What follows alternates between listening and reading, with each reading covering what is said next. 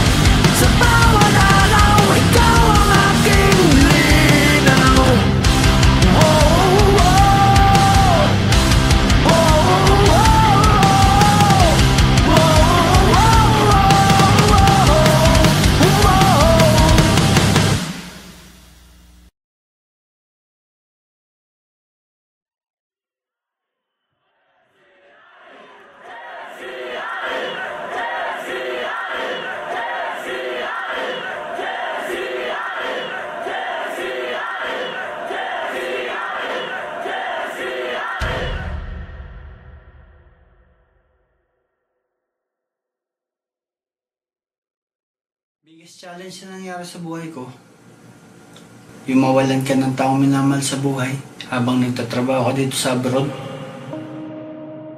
Halos sunod-sunod eh. I lost my mom. Am I gonna lose one more? Wala yung mahal sa buhay, yung lolo ko. Yung mawalan ka ng mahal sa buhay, yun ang biggest challenge na nangyari sa akin.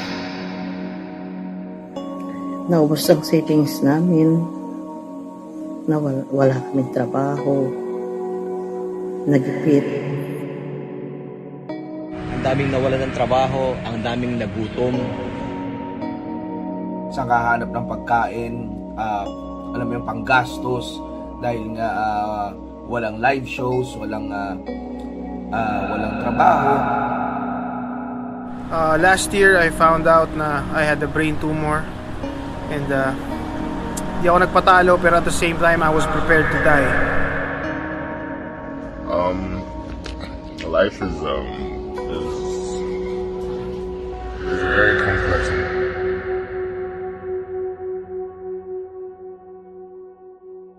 Sa gitna ng proseso, may mga hindi naniwala.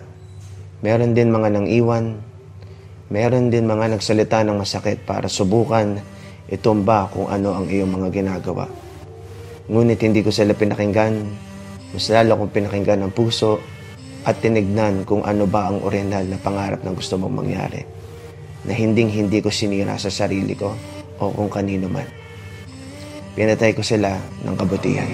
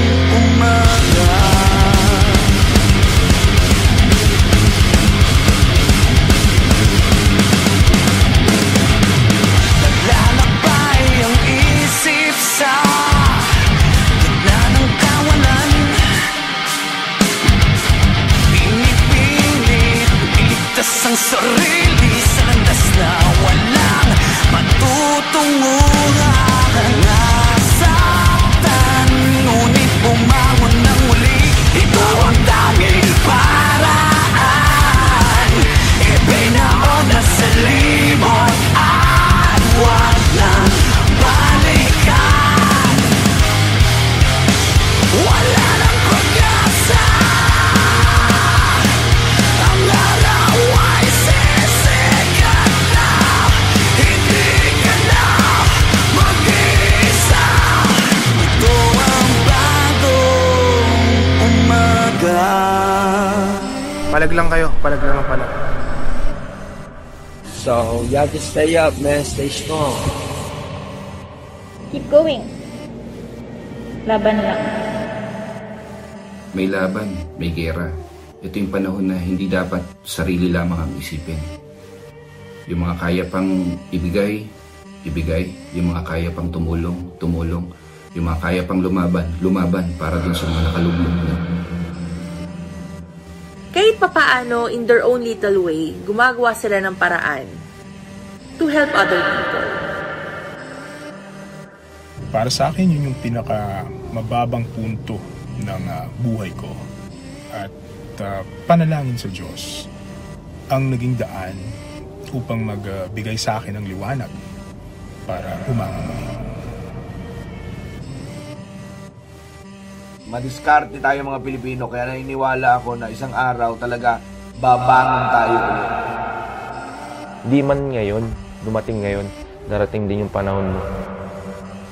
A way to overcome this challenge is for us to be out there because love is love.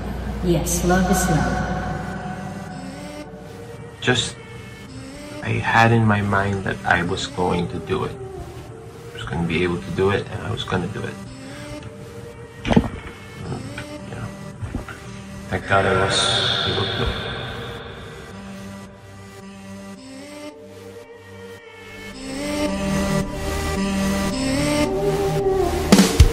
Di alam anong gagawin. Di mo ba ito napapansin? Oras natin ay humihinto. Tumakbo, palayo, at saan ka tutungo? Basta ang pagdurusa,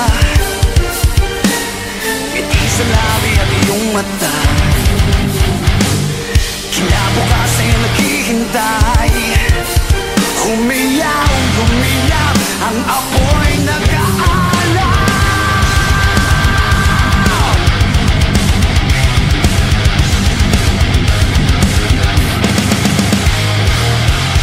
Wala nang pag-asa.